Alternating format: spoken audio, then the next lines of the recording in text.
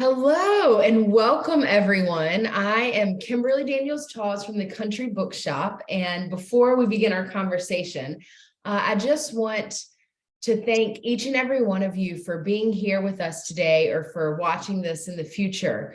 And I want to welcome you all and Rebecca Boggs Roberts to this virtual event with the Country Bookshop. The Country Bookshop is a part of our town for one reason and one reason only, and that is because you choose to shop with us. We hope that you are proud to shop with us, whether it's because you enjoy your experiences like meeting authors in person or being able to tune in and watch this chat, or maybe you are really into some of the work we do getting books in kids' hands across Moore County and across our state. Or you just like having a place to take your family when they visit or something to do to kill time and browse our shelves and find something amazing. But thank you for showing that value you find in us by buying books with us, because that's what allows us to be here. The Country Bookshop was founded by two women in 1953, and the store has had several longtime owners over the years. And in 2010, when the bookshop's doors were in danger of closing, the Pilot newspaper bought the store, and we've been really enjoying the ride over the last 12 years. If you have not visited us in downtown Southern Pines, please do, or shop online or just call us. We do lots of phone help. But now to today, it is my great pleasure to open up our time together by introducing our guest of honor, Rebecca Boggs Roberts. She is an award-winning writer and educator. She has been a journalist, tour guide, forensic anthropologist, political consultant, jazz singer, and radio talk show host. She is co-author of the Suffragist Playbook, Your Guide to Changing the World, and she is the deputy director of events at the Library of Congress. Where I'm a card-carrying, photo done. Oh, well done. Excellent. She lives in DC with her husband, 3 sons, and a long-eared hound. And she is with us, obviously, virtually to chat about her recent book. It came out a week ago called Untold Power, The Fascinating Rise and Complex Legacy of First Lady Edith Wilson. So welcome. Thank you so much for having me. Yes, thank you for being here. Can you start by just telling us a little bit about your book? So as you mentioned, I had written a book on suffrage for young readers, and I had written a previous book about suffrage before that. And I was doing a lot of talks, especially leading up to the centennial of the ratification of the 19th Amendment. And somehow, inevitably, no matter what the audience was, no matter where I was in the country, someone would ask me about Edith Wilson. There's a narrative out there, because President Wilson really dragged his feet on supporting the 19th Amendment and didn't come around to supporting suffrage on a federal level till 1918, that maybe she changed his mind. Maybe she whispered in his ear, and the reason that he finally backed the amendment was because of Edith. Totally not true. She was anti-suffrage till the day she died, but I started looking into her in order to just answer those questions better. Right. And discovered that the books that exist about her really only talk about the time that she was First Lady, which I get. It's a fascinating chapter. But if you take a tiny slice of anyone's life, you're not getting the whole picture. But particularly for Edith Wilson, that moment that might be the only thing anyone knows about her, that when Woodrow Wilson had a stroke in 1919, she seized the reins of the executive branch. It comes out of the blue if you don't know who she is. And it doesn't come out of the blue whatsoever if you pay even the least bit of attention to her. So there was definitely room for a new biography that examined her and who she was and the decisions she made, and put in context that one moment that everybody knows. You know, it's interesting you say that, because I'm gonna scoot down here, but you say in like a footnote that chapters of her memoir that were not published, this is the first biography to kind of examine those and include those, which is yet another reason this book is so interesting. Can you, before we go into so many more details, talk about, did that affect your decision to do that, or when those came out, or what it was like seeing those chapters that nobody had really looked at before. Yeah, it's like the Holy Grail, right? Unpublished chapters of your subject's memoir that no one else has ever published. I didn't know they existed when I first started doing the research, and I certainly hadn't seen them. She wrote a memoir in 1939. It ends the day Woodrow dies. Her own memoir ends the day her husband dies. But it turned out she did write several more chapters. Her publisher just didn't think anyone would be interested in them. And so when I started looking into Edith and started meeting some of her descendants, and I went down to Whitfield, Virginia, to the house where she was born, and the kind of current keepers of the flame for Edith, they tested me a little bit. They weren't sure I was 100% worthy, but once I finally passed whatever test it was they were issuing, they did allow me access to these unpublished chapters. And I'm enormously flattered by their trust in me. There weren't smoking guns in those chapters. It's not like there was some inflammatory sentence where she said, and I'd do it again, but, Right. You do get to understand who she is. I mean, just more of an opportunity to hear her voice is totally invaluable to a biographer. And the fact that it was exclusive access just made me feel all special and important, as one does. Well, as it should. I mean, it's real. You go into her youth and her family history as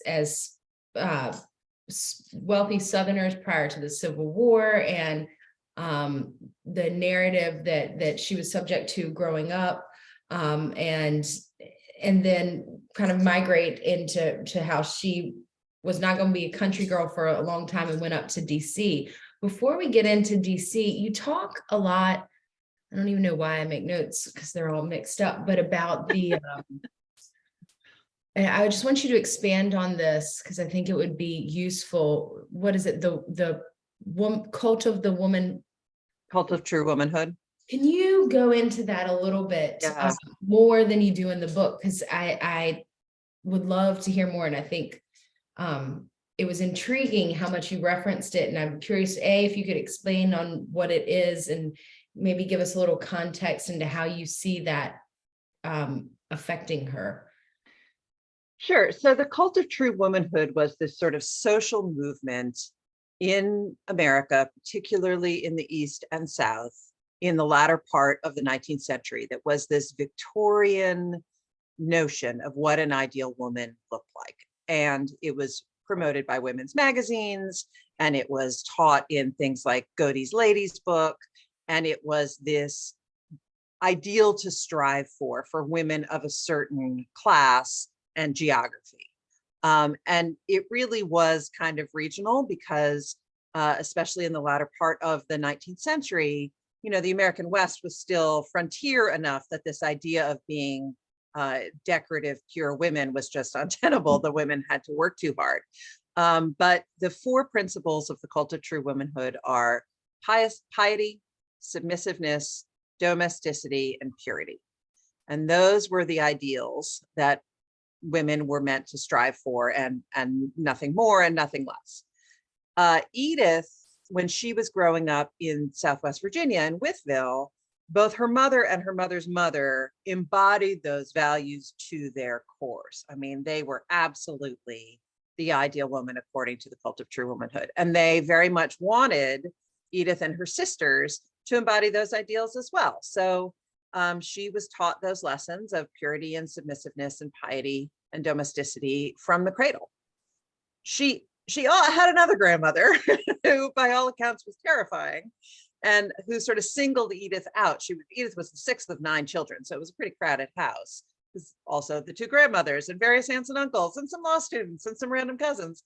And the other grandmother, Edith's father's mother, decided that Edith was brave and strong and entitled to her opinions and worthy of her own confidence. And Edith's innate nature gravitated towards that lesson more. She was always a woman of firm conviction. She was not shy. She relied on herself in a very fierce way. but she always felt that she needed to strive for these other ideals from her mother and other grandmother. And so I don't want to get into a huge amount of psychoanalysis of a woman 150 years after her birth, but I do think that that contradiction explains a lot about her, you know, that she was bent towards one behavior, but cloaked it in the guise of the other. I love that sentence.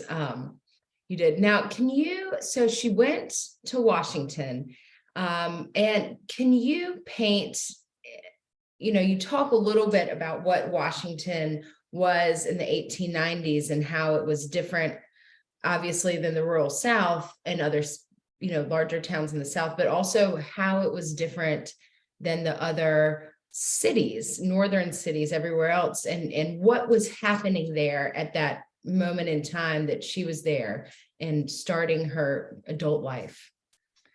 She moved here in 1890 when she was 18. She had an older sister who had married a man here in Washington, and they had a baby and needed some help, and so she moved in with them. And 1890s Washington's kind of a minor character in this book, actually, because Edith's life developed along with the city. And it was a pretty great place to reinvent yourself if that's what you wanted to do. Edith didn't have any money, but she did have this fierce will, and she moved into a social scene that was absolutely booming. The post-Civil War Washington population was doubling, tripling, quadrupling. And there was real talk about potentially moving the capital west, that this was not a city that could rival the capitals of Europe. And so the city fathers kind of went on a public works binge to try to keep the capital here. So suddenly they paved all the streets, and they built a sewer system, and there was a streetcar system, and there was lighting, and there was just a real effort to make this a real town. And wealth was just pouring into it because all this development was going on. And all kinds of neighborhoods that are now considered Northwest Washington, Cleveland Park and Woodley Park and Palisades, were built then at the end of the 19th century, beginning of the 20th, because all of this money was pouring in. And at one point, it actually became as fashionable to have a winter house in Washington as it was to have a summer house in Newport. It was written up in all the society columns as something to aspire to. And, if you think about the Gilded Age, Mark Twain, who coined the term the Gilded Age, and Edith Wharton, who is probably the best known writer of it, they each created characters who moved here to Washington in order to escape the confines of New York society. And so, it was a time when new fortunes were being made. There were people who would be considered parvenus in Mrs. Astor's ballroom, but wanted to create a new social standing for themselves, and they could do it here in Washington. And you can play this game if you drive up and down Massachusetts Avenue, which is one of the main Northwest arteries through the city, and sort of pick out which of these grand old buildings that are now private clubs and embassies and things are these Gilded Age mansions from that time. Maybe that's a sport only I play, just me, but you can do it if you want to. Well, and you are right. So it's great to just imagine her here. Yeah. As we go later in her life, you have parentheses and you're like, and now this building is this. And I can see that you like to play that game. Anyone who can see that game comes through, and it's a treat because it gives us context. And I like how it references time in that way, and puts this in a much larger sphere. So much was happening then, and part of that is how fast Washington was growing, and the building, you mentioned the new building stuff that was going on, like steel, and it was so fast. But also, and if you are watching this later, maybe you should tag the Tom Standage History of Motion chat that we had, because we go deep into electric vehicles and women and what it was, because lay the fact on about Edith Wilson. Right. The first female licensed driver in Washington, D.C. And she wasn't driving some smelly Model T that you had to crank with your hand. She was driving a zippy little electric car. I'm going to have to go back and watch that program I'll because send it to you. I learned like this much about the history of electric cars to be able to place Edith in hers, top speed, 13 miles an hour. And they're these little electric cars that were marketed to women because they weren't stinky or hard to run. And they had, you know, a bud vase on the dash to make it more feminine. They're sort of golf carts designed to look like buggies, and you control them from kind of a tiller on the seat. And there are all these pictures of Edith in her fabulous hats and her amazing orchid corsages, kind of tooling around Washington in her funny little electric buggy. And she was known for it. I mean, she, you know, one of the tricky things about writing her biography is there's not a lot of sources for her life other than her until she met the president. But in the years when she was a sort of wealthy widow about town between the husbands, people did start to notice her because of the car. And so everyone else who wrote a memoir, all of these society hostesses, some of whom wrote very gossipy, fantastic memoirs, mention Mrs. Galt and her electric car.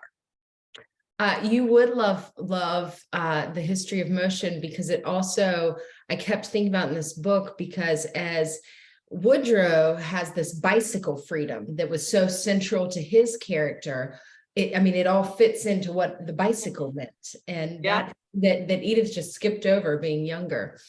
Her, as she was zipping around in that car, and people remember the business leader, wealthy widow, Mrs. Galt. You talk about her first marriage in the book, but what is striking is that time that you just mentioned. Can you talk about what it was to be a widow of means and her business decisions at the time? Her first husband, yeah. So her first husband, Norman Galt, who seems like a perfectly nice guy. I mean, she dismisses him in like a page and a half in her memoir, but he was security. He was kind. He was nice to her family, hired all of her younger brothers at the store. And then he died in 1908, and he left the jewelry store to her. And Galt's Jewelers here in Washington was sort of the Tiffany of Washington. It's a high end, and it was here until the turn of the 21st century. High-end silver and jewelry store. And when she inherited it, that was still unusual. Women's inheritance and married women's property laws had been reformed throughout the 19th century, but it was still quite new. And had she had children, which they did not, had Norman's father been alive, which he was not, or had his brother not been an invalid, had there been a man, in other words, in the case that might have challenged her inheritance and her ability to run that business, it would have been a different story, but there wasn't. And so not only could she take the reins of this successful small business, she could enjoy a level of independence that women just didn't get in that era. She didn't need a chaperone. She was a widow. She wasn't home with children. She had means, and she had the independence to enjoy those means. And that just was a social status that was unusual for women. And she leaned into it. I mean, she was really good at it. She went to Europe every year. She was always beautifully dressed, as you might imagine, for someone who owned a jewelry store. She had really good jewelry. She, hosted her friends at her lovely townhouse in DuPont Circle. She tooled around in her electric car. And she had a level of control over her own life that was going to be a sacrifice to give up. And she turned a few suitors down. And that's who caught the eye of the president, this independent, stylish, high status widow. And it's one of the reasons she dragged her feet on marrying the president, is because she had a lot to lose. I'm wondering, and I'll ask about their courtship in a second, and after a couple other questions, but it struck me, and her response to the bishop's request about his wife. You mention it, but I'm wondering if you could tell that story and also kind of elaborate a little more about your thoughts about that, because that was of note to me. I'm so glad you pointed that out. So this is what I mean when I say, if you were paying attention to her, you're not surprised by what she did when Wilson got sick, because there are all of these little stories where she shows how fierce and how uncompromising she was. I think there's another one is when she was a teenager and she was forced to entertain the really boring son of the minister in town. And she challenged him to hang by his fingers from her balcony because she was bored, and then stepped on his fingers. So yeah, Edith was not to be trifled with. So the story with the bishop is when she did finally agree to marry Woodrow Wilson. He was Presbyterian, she was Episcopalian. They wanted a celebrant from each faith. The Episcopalian bishop, who was the son of the man who had married her parents, agreed to be part of the wedding. It was all incredibly appropriate and lovely, but their wedding was tiny. They got married in her townhouse, which was quite narrow. And even though they moved all the furniture out, they could really only fit 40 or 50 people. And so when Edith invited the bishop to be part of the ceremony, she made it very clear he could not bring his wife, that there was no room for any plus ones. And the day before, he comes to town, and they're on their way. He and his wife were on their way to London. And he calls up Edith and says, "I'm bringing my wife. I know you won't mind. She'd be so embarrassed because we're going to London, the day after your wedding. And we have all these fancy titled friends. And if she has to face her fancy titled friends and say she wasn't invited to the president's wedding, she'll never recover from the embarrassment. And I'm sure you won't mind. It's just one more person. So she's coming." Yeah, no. Edith wasted no time writing back saying, "You are relieved of your duties of performing my wedding. I will get a backup. See ya." And she got another minister to come on in and perform that role. And neither bishop nor bishop's social climbing wife got to say that they were part of the president's marriage. I do love that. And as when we were talking before we opened up, you mentioned her plumage, and I just love feathers. So I know some esoteric facts about them, and I'm going to research this for you and send it to you, because like 2 years before their wedding, I think in 1913, there's this like women's movement that the fashion of feathers was killing all the migratory birds, and they were. And so I want to know if her fashion outfit was a political statement because it was like a Republican thing. I don't know. I'm down my own rabbit hole. Well, I am delighted you are down that rabbit hole. Please report back on whatever you discover. I will report back to everyone. Anyone can pop in the store and see what I found out, and I'll regale you. So there are parts as you go into their marriage and their time together pre-illness. It stood out to me. It seems that Woodrow Wilson seemed to need a team around them. As they started courting, you talk about how he recognized Edith as fit to be a counselor, and it seemed like counselor and wife. And maybe this goes into the what the role of a woman was. The political power was in the domestic role. And also the quote that he has that talks about men coming to his counsel. I don't know. I'm just wondering if you could talk a little bit about what you've ascertained about him in terms of the kind of counsel he needed around him. Yeah, he was not someone who built a big team. He didn't seek broad input. He had 2 or 3 or at most 4 people whose advice he trusted, who were in the inner circle. He also very much relied on his own instincts. And it's interesting because, he was not a career politician. He was a college professor and then president of Princeton University. He ran for governor of New Jersey in 1910, took office in 1911, ran for president in 1912. So it's not like he had spent a lot of time developing a close cabinet of political advisors. And he was a little bit of an accidental president in 1912, because if you remember that history, Teddy Roosevelt ran as a third party candidate, split the Republican vote with William Howard Taft, and kind of any old Democrat probably would have been elected under those circumstances.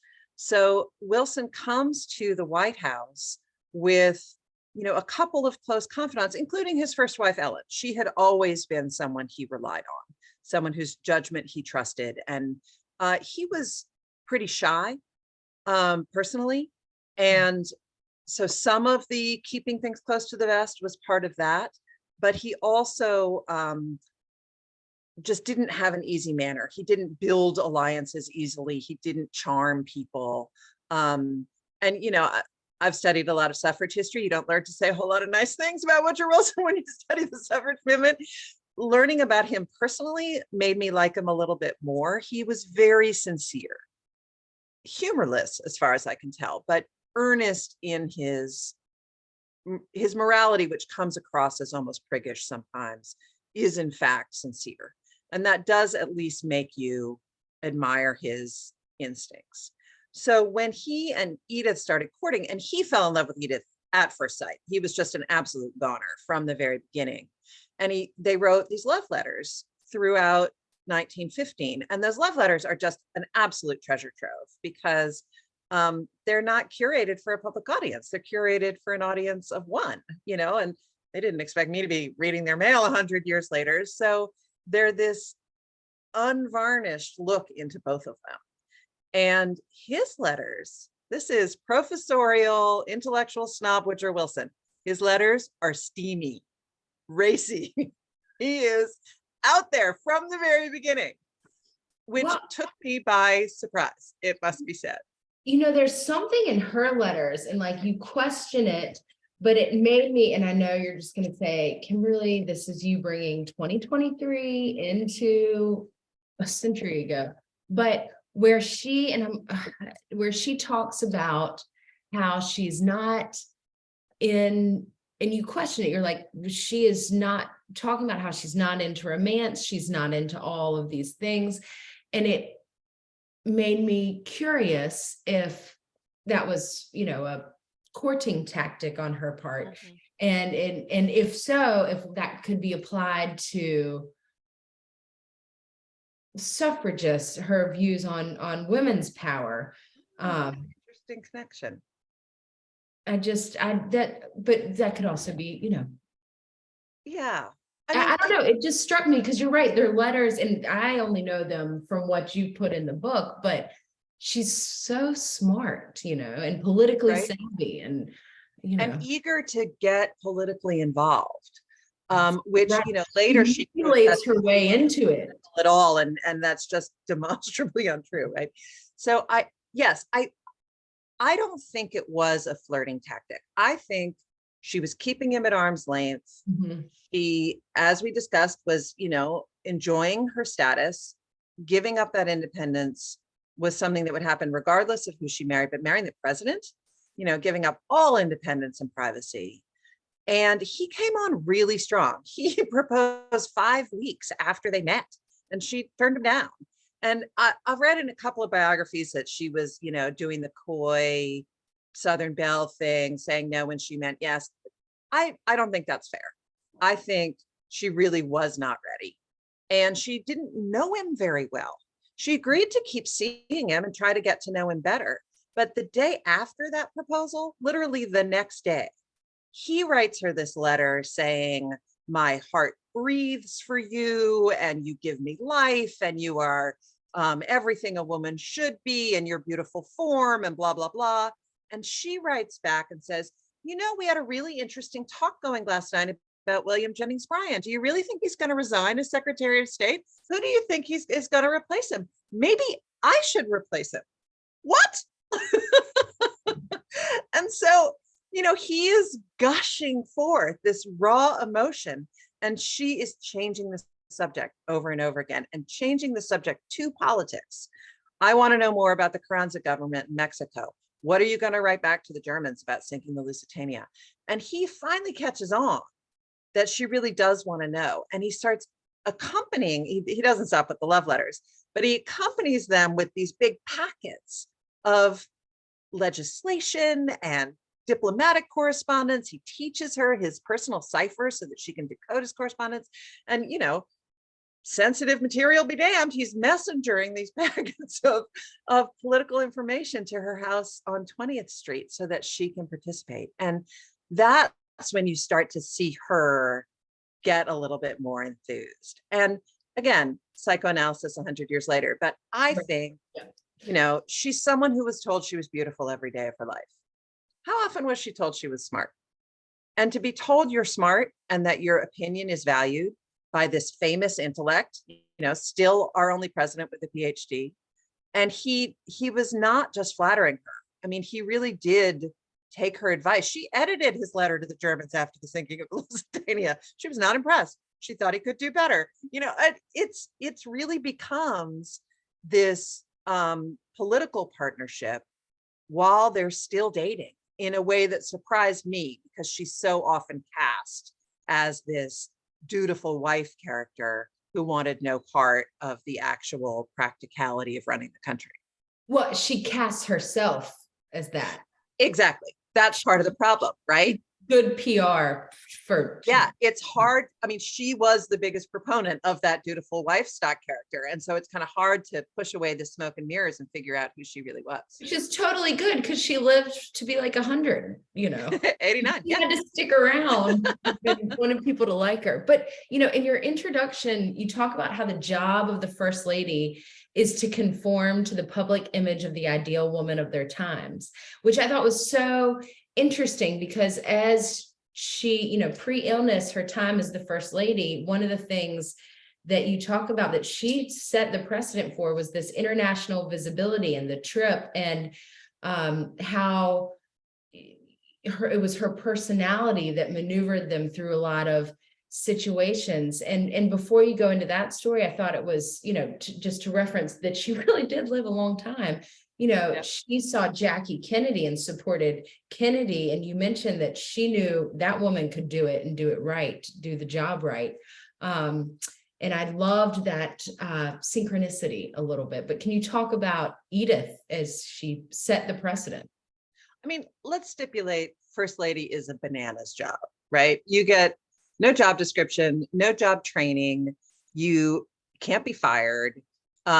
You have all of this public scrutiny on you and everybody's expectations projected onto you.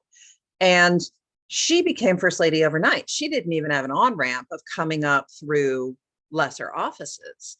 And so she finally agreed to marry Woodrow Wilson at the end of 1915. 1916 was an election year. She's out on the campaign trail with him. And she never gave speeches. She never gave interviews. She wouldn't speak in public at all. But she was good at the sort of ceremonial side of campaigning. She always looked appropriate. She shook all the right hands. She made their hosts feel important. She was standing right next to him in pictures. And then by 1917, the US had gotten involved in World War I. So becoming a wartime First Lady is a whole other animal. And the kind of public ceremony side of that, she turned out to be quite good at. She was one of the very first to adopt the conservation measures. She prominently put the card in the White House window saying they were doing wheatless Wednesdays and meatless Mondays and all of that. She had sheep grazing the White House lawn right. To free up the landscape staff to work in the war. She volunteered in a Red Cross canteen. And so she did that kind of setting an example part of wartime First Lady very, very well. And then when the war ended and Wilson insisted on going to Paris in person to negotiate the peace treaty, which was unprecedented already for a president to go abroad for that long, she went with him. She went everywhere he went. And they were gone for the better part of 6 months, which think about that. In an era before global telecommunications, right. President and First Lady gone. When time functioned a little slower. Gone. And so she was just sort of by showing up, elevating the role of First Lady to the international stage, because she's there in the pictures with the King and Queen of England. She's there on the dais accepting the award. She's there on the front page of every international newspaper, looking appropriate and wearing her fabulous hats. But she's the First Lady wasn't seen at that level before Edith Wilson. And now that public diplomacy role is 100% part of her portfolio. You know, the First Lady gets trotted out as a surrogate for the president at funerals and international convenings and things all the time. But she was the first to do it. And so not only was she elevating the First Lady to this international stature, she was really useful to Wilson because, as I mentioned, he was shy. one of the ways that that manifested itself was he was very nervous about putting a toe wrong. He never liked to be in a situation where he didn't know the protocol and he wasn't sure who was supposed to talk to who. And Edith didn't care, right? Edith would sort of barrel all in there with her native self-confidence and she'd say, are we wearing gloves to dinner? What's going on? And she'd use her terrible French. Her grandmother Bowling had taught her French, but her grandmother Bowling had taught herself French. So her pronunciation was a little eccentric. And Edith, absolutely, I'm just gonna elbow my way on in here with my terrible French and my charm and make everybody feel good about things and smooth the way for my nervous husband and just put everybody at ease. And it was a real talent of hers. And it was interesting as, we're at this part of her life in the book, and it kind of continues through Wilson as this martyr. His personality, pre and post illness or throughout the rest of their lives. And it was very interesting. I'm still kind of noodling it over in my brain because you had this you were obviously thinking about, you've written this book. Can you talk about that aspect of his personality with, in addition to this nervous, social, outward-facing way that their marriage functioned? But and again, I think it was sincere, but people make a lot of his Presbyterianism and the sort of starkness of a Calvinist background and this very moralistic right and wrong, black and white worldview that he held. And there are plenty of biographers who go into that a lot more deeply than I do. But I think that, and again, I will give him credit for it being heartfelt. It wasn't something he put on for a public show, but he really did see things in terms of right and wrong. And that can be a little tricky when you're getting into, say, the nitty-gritty of a treaty negotiation where there's a lot of competing interests. And where that stark worldview would come out was, he had this vision for this League of Nations. He thought global peace would be achieved by ensuring an international pact.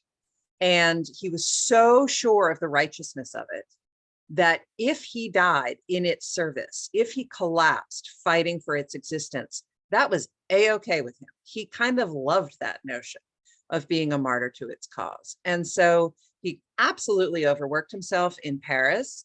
It was 1918. There was a flu epidemic. He caught a flu. It might not have been the Spanish flu, but he got really sick in Paris.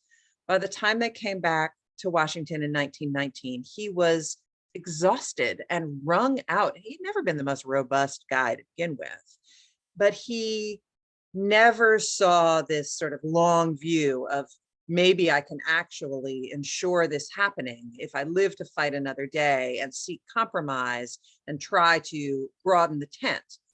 He was, I believe this is right and everything else is wrong. There is no room for compromise. And if I die proving that point, then what better way to go? It's so interesting thinking about how this aspect of his personality, because it really gives context to what this teeny tiny close circle of friends did that gave Edith, allowed Edith to be pretend president for a little bit. Right. And I think she saw her role often as kind of keeping him from his own worst instincts. She was constantly making him take a walk or play a round of golf or get out of himself for a minute and take a little rest and eat right. And, I think spouses play that role for each other across time and space, but he tended to self-destruction in his work already. And so she says in her memoir, that's one of the main reasons she insisted on going to Paris, was to at least tell him, if you have to get from meeting to meeting, walk from meeting to meeting and get a little bit of fresh air in the middle of all of this madness. Yeah, it's so before we move on, I just want to mention for our local listeners that Walter Hines Page, who is from our area, gets a mention in your book, a little quote, and I'll just leave it there for a nugget for book clubs to find. Maybe the Walter Hines Page book club might take this up. But I'm wondering, let people read about her time as in her actions during his illness. But I would love to ask you, the loyalty of their close circle, their friends and family is really striking. And I'm wondering, as you were researching this, were you able to look at a lot of friends' papers and letters, and what your research was into these relationships? Yeah, I mean, everybody in that administration wrote a memoir. So ultimately, Edith closed ranks with Carrie Grayson, who was the president's doctor and a good friend of Edith's. It was actually Carrie Grayson who engineered their meeting in 1915. Carrie Grayson wrote a memoir. The other person who was in that inner circle was Joe Tumulty, whose title was secretary, but he functioned as the president's chief of staff. He wrote a memoir. The secretary, William Jennings Bryan, did resign as Secretary of State not long after the president first proposed. He was replaced by a man named Robert Lansing. He was there in Paris. He was never a great fit for the administration. He was one of the first people to sort of raise the alarm that the president was not as well as people were pretending he was. He wrote a memoir. And so memoirs, of course, are invested in reputation management, and they are there to present the writer's version of events. But when you take them as a whole, they kind of add a 360 view. And that's how you know that Edith is an unreliable narrator of her own life, because there are points that in her memoir that are provably wrong, which means you have to take all of it with a grain of salt. But you should take all memoirs with a grain of salt. That's what they're there for. Right.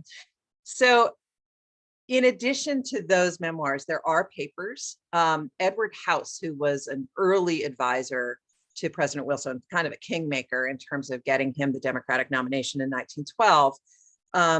He was known as Colonel House, courtesy title. He never served, but Edith hated him, and Edith kind of undermined him from the beginning. And he and the president had a falling out in Paris, and ultimately never saw each other again. He published his papers. There is a caveat to that. Edith controlled Woodrow Wilson's papers. She was the executor of his estate, and she wouldn't let anybody publish his letters, even if they were letters to someone else in their possession. The Presidential Records Act has now made that a different circumstance. But at the time, she exerted total control over who got to publish his letters. And so while I can read House's letters to Wilson, I cannot read Wilson's letters to House because Edith wouldn't let them be published. Clever lady. Sorry, I had muted myself because I was encouraging all of our live attendees to type any questions that you have into the Q&A. And before I get to my last question, Liza and Judy have asked, does Edith remind you of anyone in public life today? So there's a lot I think is very familiar about Edith Wilson: her charm, her easy manners, her quick wit, even her style. There's actually a lot about her that reminds me of my own grandmother, Lindy Boggs, her loyalty to the Democratic Party.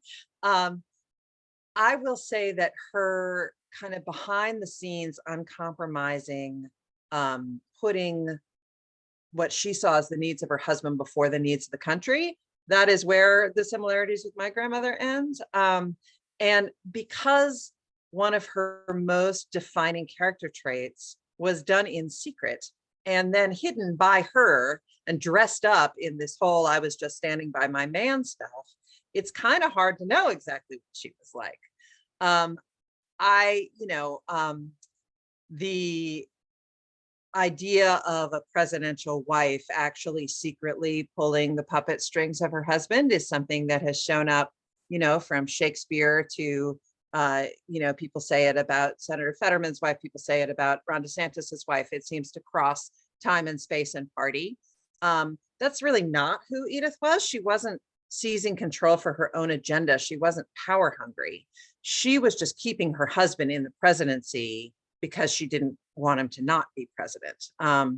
And I can get a little bit more in detail about why she made that decision, but it's hard to know who she's like now, and it's hard to know who she would be in contemporary politics, whether her views would sort of evolve with the Democratic Party, whether her loyalty to party would mean that she would revise some of her social stances, or whether she would end up somewhere else on the political spectrum. Fun to sort of speculate about, though. I think I'd enjoy her company more than I actually admire her actions. I think she'd be great at a dinner party, but did some reprehensible things. That I was going to dovetail this next question with the, do you like her after all this time with her? Because I was curious about what your answer would be. But the next question that has popped out of our attendees is, we kind of addressed at the beginning, can you talk a little bit about other biographies that have been written about Edith and why you wanted to write your own? But I'm also going to include with that, you know, at the end of your introduction, you say the word accountability, your title talks about the complex legacy, and you know, writing this at this moment in time and re-examining, you know, what are some of the things that, other than having access for the first time that we talked about earlier of these chapters of her memoir that separate this biography to the other ones, the many, all basically of which are listed in this incredible bibliography for this attendee. There are pages and pages and pages. It is so many. I'm actually looking at my shelf of Wilson books. And so this is an excellent biography. Look what it's called, Edith Ann Woodrow. Here's another excellent biography, Edith Ann Woodrow. She was written about in her relationship to him. This is Phyllis Levin's book, is a huge, enormously well-researched, terrific book. But it's a double biography of both of them. And it very much focuses on her as First Lady. And again, I get it. But the reason I felt there was room for a new biography is because she stands on her own. On the cover of my book, there she is standing literally on her own. And I do think that there's a tendency in a lot of American history narratives to kind of perpetuate this Hall of Fame version of history and hold people up as either heroes or villains, which is almost never entirely true, right? Which of us among us are purely heroes or purely villains? And I think it's particularly tempting when you write women's history and undertold stories of women's history to overplay how wonderful they were to try to justify their inclusion in the canon.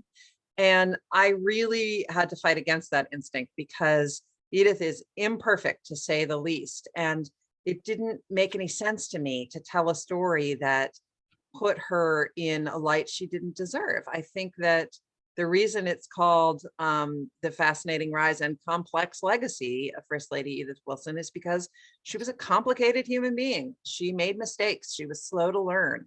She did things that we might regret today.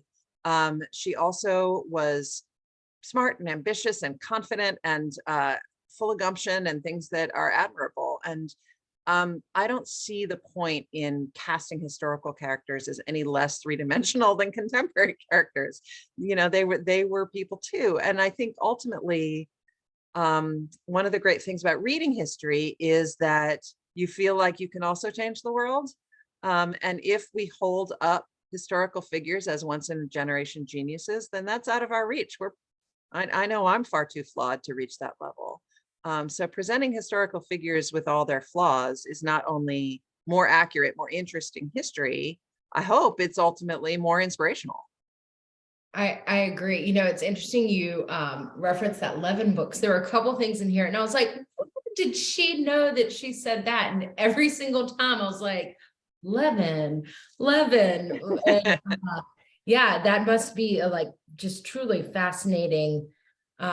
Specifically when Edith tells him not to sit, I just found it while you were talking, tells him not to send out the statement about for Democrats for Congress, that one. Correct, thank you, that one. I was like, what? But this Levin biography. So to our anonymous attendee, I think having spent a lot of time in the notes section, Wow, talk about a rabbit hole. Yeah, I think there's something like 700 notes in this book. Well, as there should be. I mean, that's what it is. Another or anonymous attendee has mentioned, what are your thoughts on the role of the First Lady today? Yeah, it's interesting to watch every First Lady try to figure it out. I think that in addition to sort of needing to reflect the ideal of American womanhood, which is a moving target, right? It's not the same as it was for any First Lady's predecessor. Edith experienced changing expectations in real time.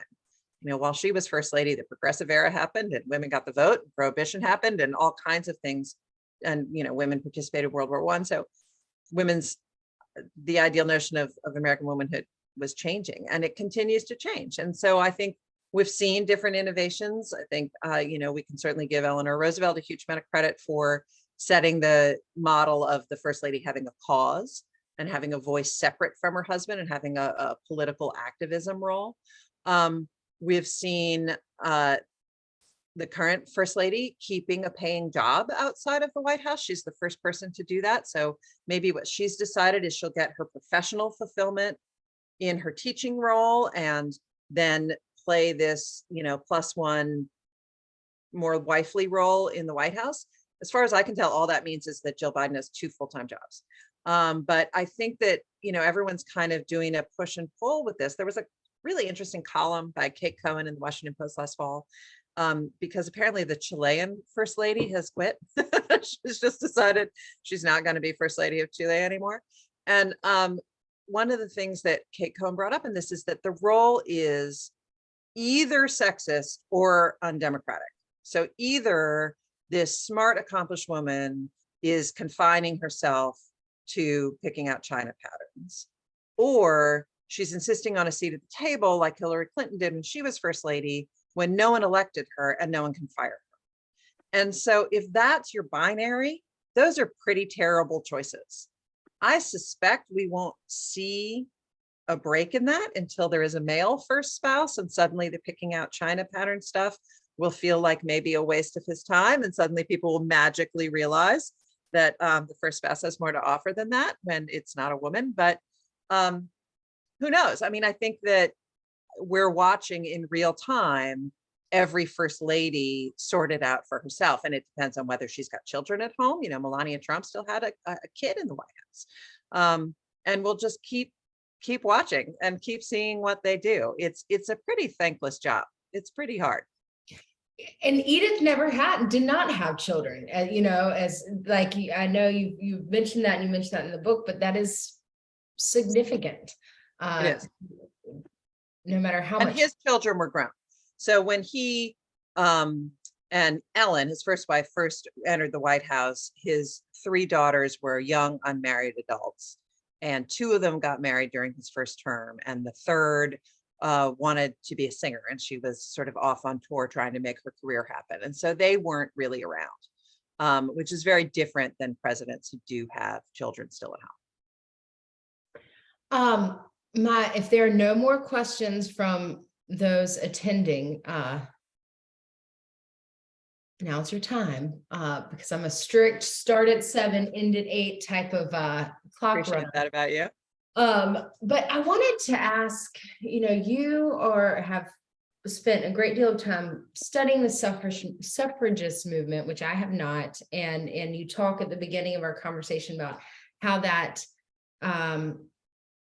led you to this, and I have a comment and a question, and at the beginning you talk about how you wanted to see, was she the reason he changed his tune a little bit on the suffrage movement, and you mentioned some of the other cabinet members who were against suffrage, and I know there's at least one cabinet member who was a strong supporter of the suffrage movement. And I was wondering if you are aware of some of the cabinet members who were strong supporters of the movement, or what your ultimate conclusion was about why there was a small shift, or was it just the protesters, or what? Yeah, I mean, I wish I could say that President Wilson came around to the righteousness of American citizens all being able to exercise their full rights, which is what the suffrage movement was all about. It was really down to electoral math. More and more states were enfranchising women. By 1918, it became clear that the Democratic Party was going to be blamed for standing in the way of the federal amendment, and all these new voters, there was a risk that they would all be Republican. And so the president could count votes as well as anybody. And by 1918, realized that the Democratic Party needed to be seen supporting a federal amendment if they had any hope of these new voters supporting the party. And so it was a pretty craven political expediency, not some, change of heart. Why wasn't Edith a suffragist?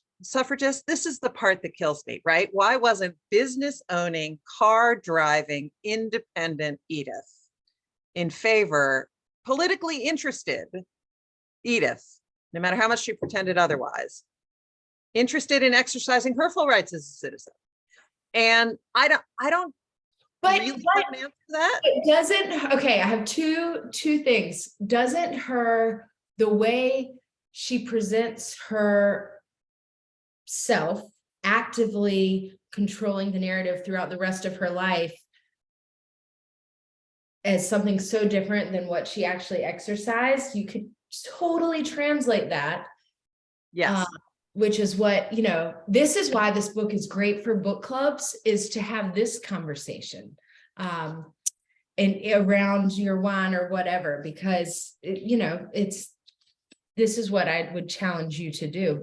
And then I know Josephus Daniels' wife Adelaide was a suffragette and was the delegate to the national convention and everything else. And so Daisy Harriman, who was a very prominent suffrage activist and was in the Wilson administration. And she was also a fancy blue blood New York society woman. So if Edith had wanted social cover for supporting the cause, she could have found it. And there were cabinet wives who were active in the movement. Even two of Wilson's daughters supported the movement. They weren't particularly active, but they supported votes for women. So it was a little bit of a mixed bag, as was the nation at the time. I wonder if it was that she was just too politically savvy to say it outright. Yeah, maybe. I mean, I think there was a classist part of it, that there was something a little not nice about those suffragists. And back to that cult of true womanhood, they were out there in the public sphere in a way that felt unfeminine and inappropriate. And certainly once the activists got more aggressive and started picketing the White House and directly criticizing Wilson, she really hated that. She wanted no part of them saying mean things about her husband, but she was anti before that. So hard to know. Well, since we have 2 minutes left, what's your rabbit hole right now? What's intriguing you? What are the questions you're asking? Or are you already writing another book, or did this research kind of jump you into something else that you find intriguing? Yeah, I'm not yet onto another book. There's so many stories. Rabbit holes. What are the rabbit holes? So many rabbit holes. I got deep into a rabbit hole about the 25th Amendment because and we haven't even really talked about Wilson's stroke. When he got sick in 1919 and she pretended he wasn't sick and she acted as president for months, the 25th Amendment didn't exist. And so there wasn't a clear path of succession for how the vice president would step in, who would make that call.